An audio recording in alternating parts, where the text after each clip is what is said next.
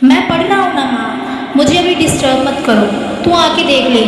ये जवाब था एक होनहार बेटे का जब उसकी माँ ने उसको अपना चश्मा ढूंढने के लिए बोला और बेटा इतने छोटे से काम से बचने के चक्कर में माँ के सामने पढ़ाई का दिखावा कर रहा था। कितनी शर्म की बात है। तुम्हारी माँ सर्दी गर्मी बरसात हर मौसम में बड़ी ईमानदारी से तुम्हारी सेवा करती आ रही है।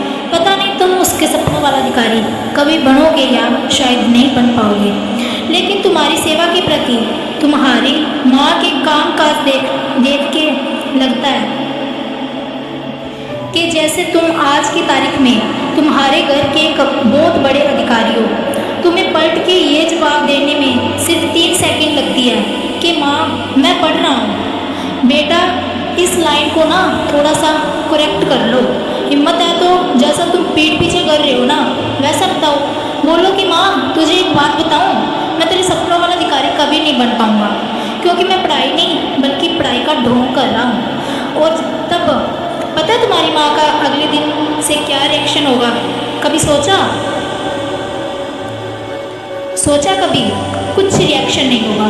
वो अगले दिन फिर भी 4 बजे उठेगी और उठते ही सबसे पहले तुम्हारे रूम में तुम्हारा कूलर बंद करने आएगी कि कहीं मेरे लाडली अधिकारी को जुकाम ना हो जाए। शर्म की बात है, तुम्हारे स्कूल के टेस्ट तो साल में 10 बार होते होंगे, लेकिन तुम्हारी माँ का इम्तिहान रोज़ होता है जब उसको छोटे छोटे कामों के लिए जवाब सुनने को मिलता है कि माँ अभी मैं पढ़ रहा हूँ। अरे बोल दे कि ढोंग कर रहा है। माँ मैं पढ़ रहा हूँ। अरे बोल दे कि देख रहा हूँ कि किस ने मेरा स्टेटस देखा।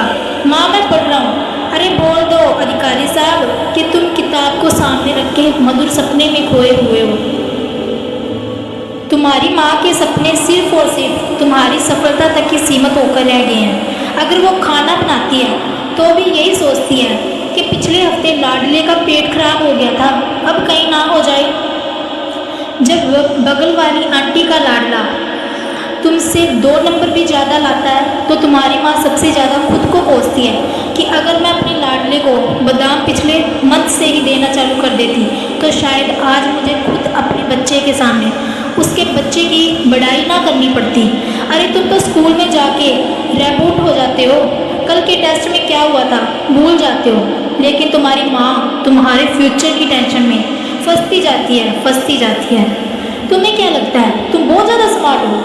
तुम्हें क्या लगता है पढ़ाई इतनी मुश्किल है जितना एक माँ के लिए बेटे को मुश्किल में देखना होता है? लेकिन तुम ये बात सिर्फ तब समझोगे जब 20 साल बाद तुम्हारा बच्चा भी तुम्हारे साथ ऐसा बिहेव करेगा।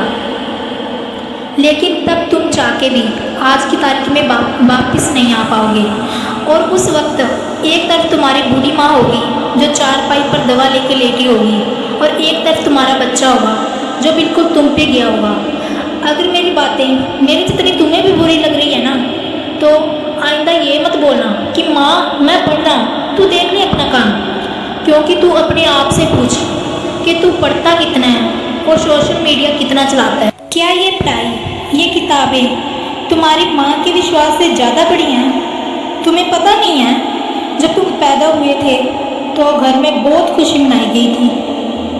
पता नहीं तुम्हारी कैसे कैसे नज़र उतारी गई थी, तुम्हें हर सुविधा दी गई, लेकिन जैसे जैसे तुम बड़े हुए इन चीज़ों को तुमने ग्रांटेड लेना शुरू कर दिया कि ये तो हमेशा से ही ऐसे थी।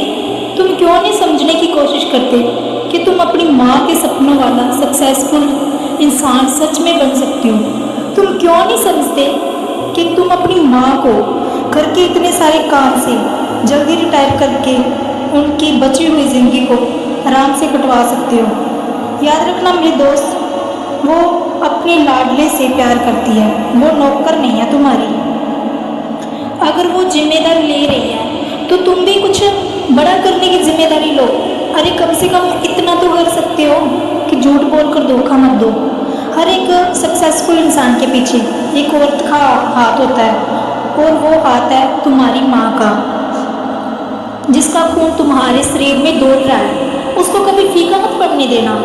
इस वीडियो को हर उस हिंदुस्तानी स्टूडेंट के पास शेयर करना जिसको आप सक्सेसफुल देखना चाहते हो सकता है वो अपनी माँ के सपनों को पूरा कर पाए।